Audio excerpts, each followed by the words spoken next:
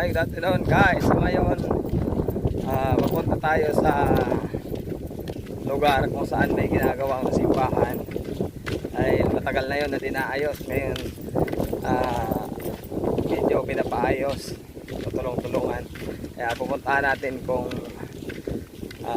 tapos na ba at tingnan natin kung ano bang nangyayari. Tara na mag-travel guys, saan mo man gusto.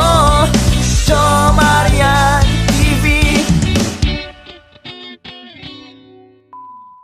Nandito kami sa lugar namin kung saan yung simbahan na yun matagal na kasi na nasira na ano ng bagyo. Kaya ngayon tinan lang natin kung tapos na ba o ano. Maliit lang kasi simbahan yun, so ngayon marami nagtulungan kasi na para mabuo ulit yung simbahan. Ayan, doon tayo pupunta, medyo malayo-layo.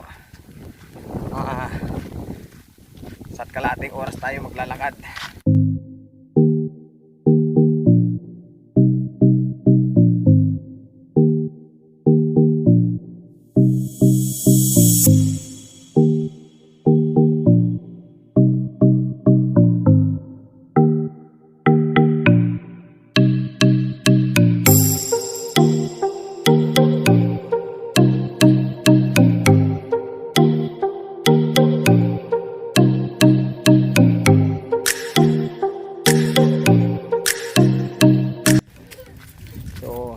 Medyo malayo-layo pa yung ating lalakarin, pero ayan, nakakabawas-bawas na konti. Ganda lang dito, hindi siya matarik, tamtaman lang yung lakad natin. Hindi katulad nung nagpunta tayo ng Certain Falls saka yung sa Candle Monument, puro tarik. Ayan, so iba na yung nadaanan natin kanina, maluwag yung daan.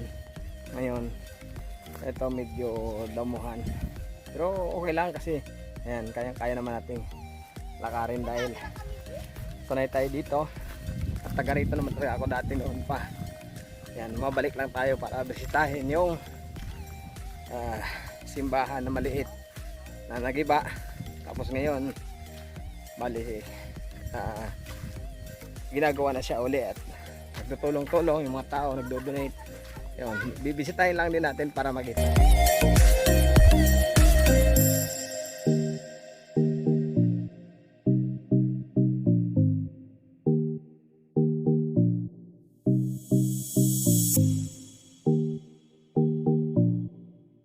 Mga travel, bali itong dinadaanan natin, parte na to ng Mayon Volcano kasi medyo nasa taas na tayo.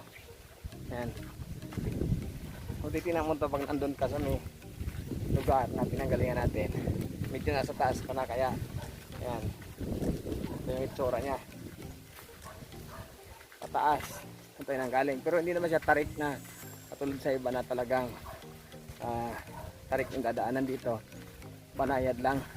So dito na kami, medyo malapit na simbahan at yung mga bahay dito medyo kakahiwalay lang sila. Ayan, kakalayo yung pagitan. At yun, malapit-lapit na tayo sa ginagawang simbahan. So finally mga ka-travel, ito na yung ginagawang simbahan.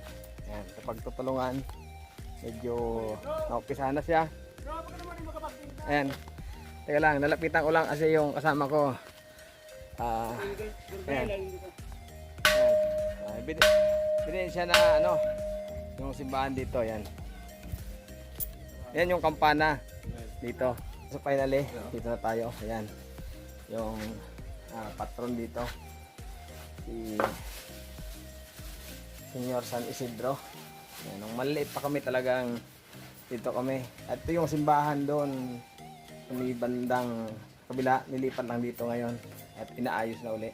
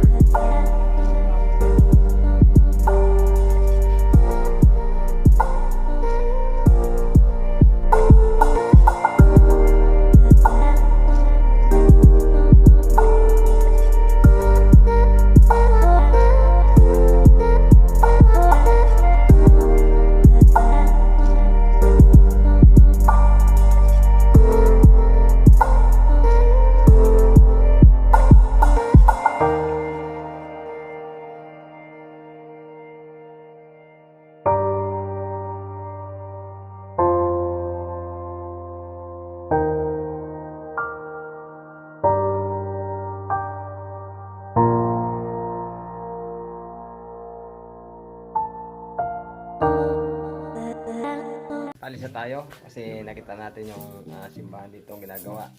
Bali, pabalik na tayo doon. Yun lang kasi sinadya natin dito na mabisita yung patron at yung simbahan dito na talagang ano, ayan, unti-unti sa pagtutulungan ng mga tao.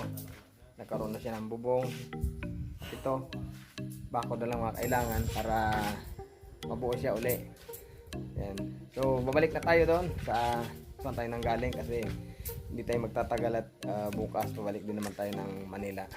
Yun, pabalik na ulit tayo doon sa baba. Ito na yung dinaan natin kanina ng kalsada na medyo maluwag-luwag. Ayan. Medyo ka-arbor tayo ng kamatis. Hindi, binili din pala kasi kawawa naman yung may-ari.